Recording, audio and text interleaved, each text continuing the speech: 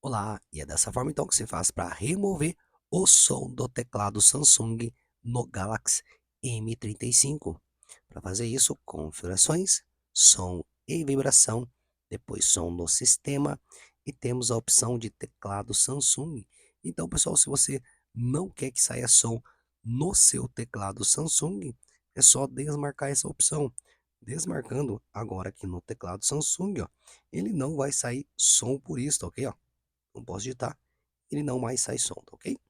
Bom, espero que esse vídeo tenha te ajudado de alguma forma e até a próxima. Tchau, tchau.